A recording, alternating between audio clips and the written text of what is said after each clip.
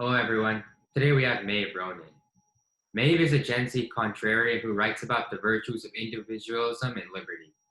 She has interviewed over 100 successful individuals from around the globe, gathering unique and personal insights for her upcoming book on self improvement named If I Were Your Daughter: 7 Success Insights for Generation Z from Entrepreneurs Around the World. She's a published writer and featured on FEE, the Atlas Society, The Offbeat Life, Caroline Hardwick Travels, and Be Here. Welcome, Maeve. How are you doing today? I'm great. Thank you so much for having me. Of course, thanks for coming on today. I appreciate your time. Why is self-improvement so critical for Gen Z? How is the timing apt for it? Yeah, definitely. So, self-improvement is really just working on things that we can do to become our best selves. So, it's really critical for Gen Z because most of Gen Zers, I'm kind of on the tail end, so I'm 23 right now, but most of Gen Z is really in their teenage years. And that's kind of a time when you're starting to learn about the world in different ways. You have a lot of questions. You're wondering who you are, who you want to become. So I think having the tools to really answer some of those questions and learn about ourselves and how we can really get better is really important at that age. So that's why I'm really focused on Gen Z right now. Yeah, it makes sense. And you've interviewed many people for this book that you're planning on writing. What are some of the highlights and learnings you got from these interviews? Yeah, definitely. So I've been able to interview people from such a wide range of industries and from different countries around the world.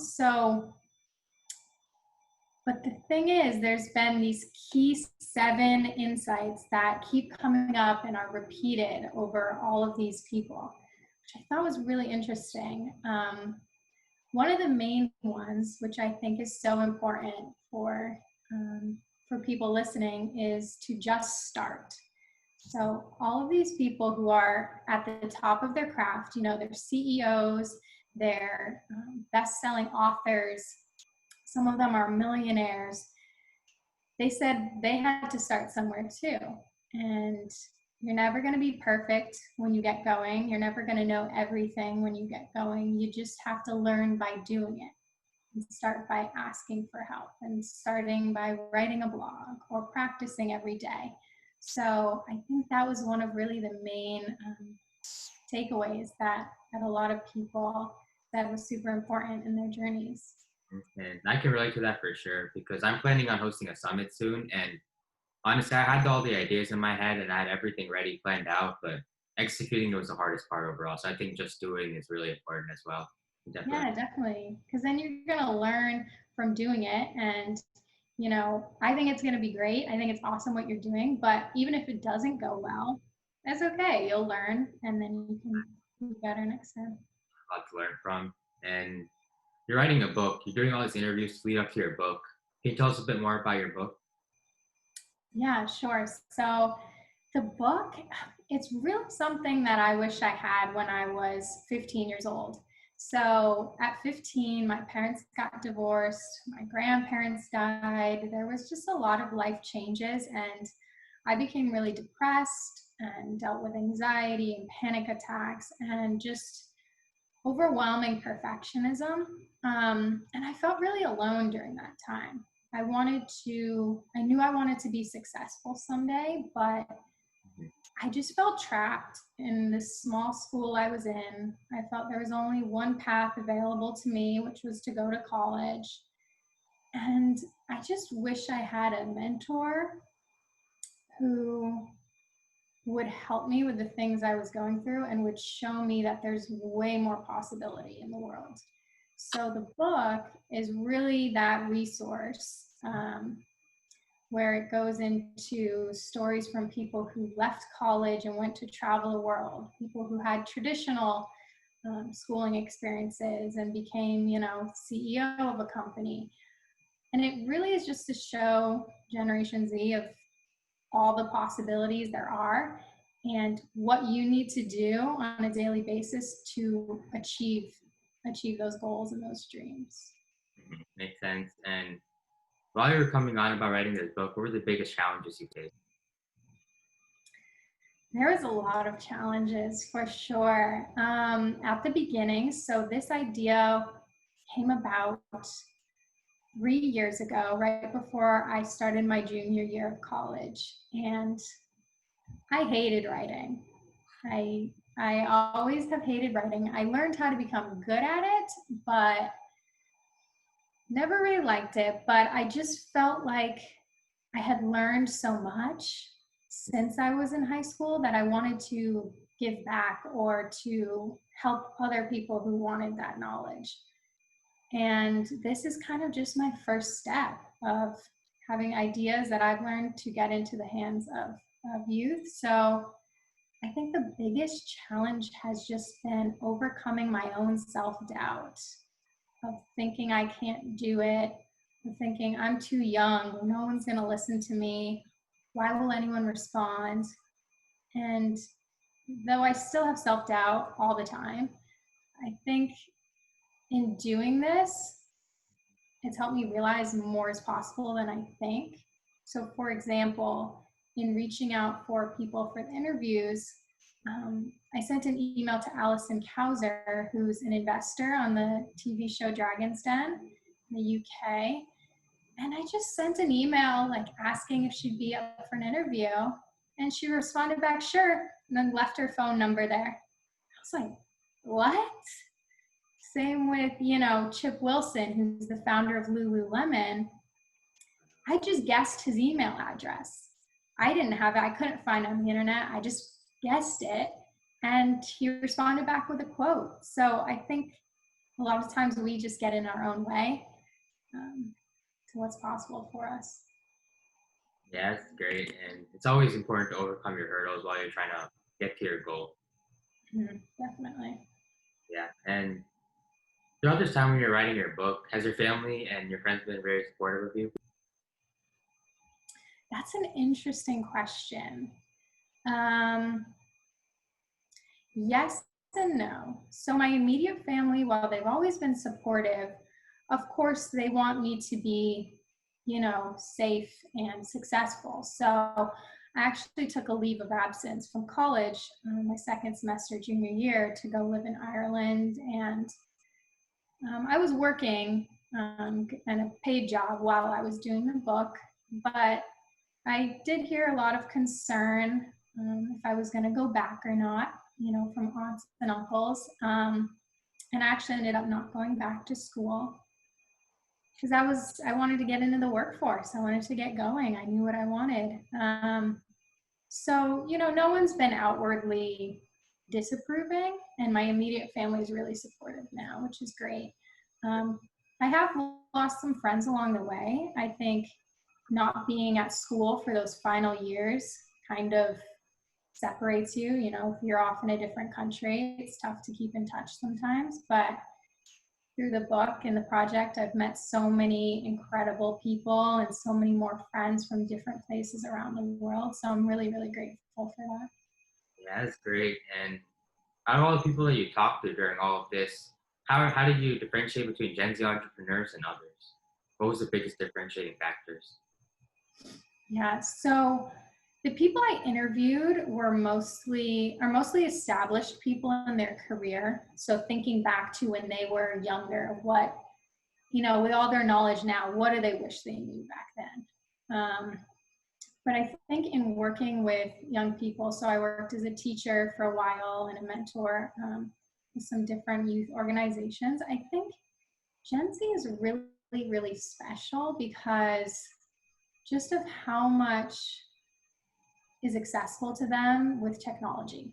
So on your phone, you can start a TikTok account and become famous literally in a week if you have good content, not that being famous is the end all goal at all, but you can reach out to someone across the world. You can send a tweet to a CEO and sometimes they respond.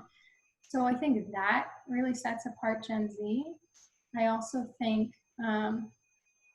just the fire and the spirit in the people I've worked with, it's really powerful because, sometimes our parents or grandparents, they just did what they were told to do, right? So they just followed this set of instructions. They went to school, they got married, or they got a trade job and worked in that their whole life. But Gen Z, I don't think they're just going to accept that anymore. They want to, see their own dreams come true. So that's why I really like working with Gen Z entrepreneurs specifically. Yeah, exactly. I think Gen Z, as you said, just has a lot more options. Like you can choose to go to college, you can choose to get into jobs, you can go to the military. Just look a lot more stuff for us, I feel like. And I think the world is less restrictive for us than it was for previous generations. Mhm. And combined Yeah, with the technology we've had since our birth, we're just more equipped to do these type of stuff, I feel like, as well. yeah. So now it's just a matter of like showing people how you can use those tools to create something bigger rather than just be a consumer, but actually contribute to, innovations. And being a teen myself, and you've been a teen just recently, what are some, how can a teen succeed in a world where there's little to no belief in them? With many distractions, like such as digital distractions, games, and other stuff like that. Yeah. I think that really the main thing would be understanding that you are the author of your own story. So, growing up, everything has been laid out for us. Um, your parents tell you, when to do your homework, when to go to bed, when to go to school. As you get to be a teenager, you have to start parenting yourself a little bit. And all these options become available to you. Your independence becomes available to you.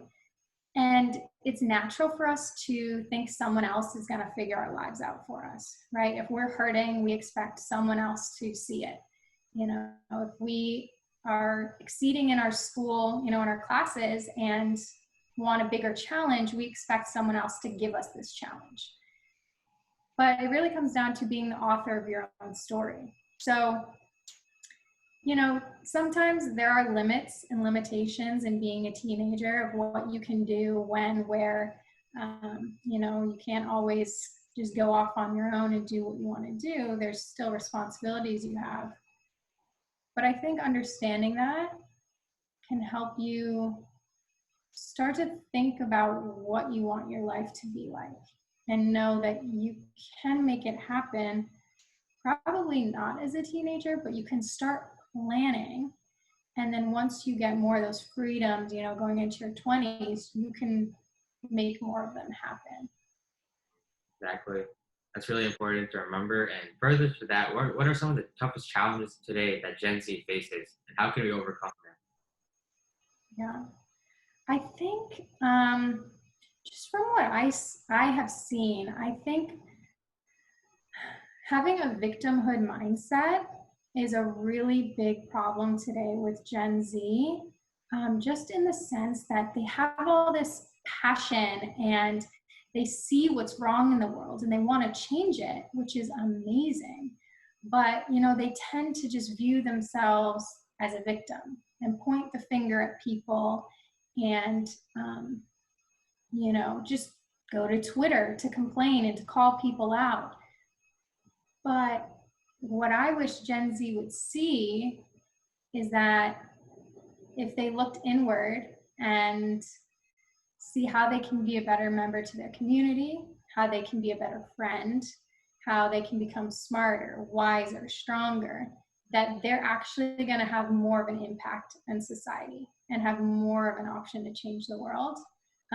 If you're using your strengths for good and creating something. So that's really, I think that mindset is kind of hindering Gen Z a little bit in general terms. So, I think it's really important to have a positive mindset. I think Gen Z tends to be pessimistic and looking on the downside, but I think it's always good to be optimistic and look on the bright side of things as well. yeah, definitely. I definitely agree with that. And finally, do you have any message you would like to share with the Gen Z community? Yes. This is the biggest thing that has helped me when I used to be very pessimistic and thought I had no future and thought there was no reason I was here, that life was awful, the world was awful. Um, I think realizing that it's up to me to create the life I want to live, that those opportunities are available. If you look for them, if you work for them, you can reach them. So I would leave Gen Z with the message of it's up to you. It's a great message, and that's very important to remember. Thanks, Nate, for coming on today. I appreciate your time. Yeah, thank you for having me.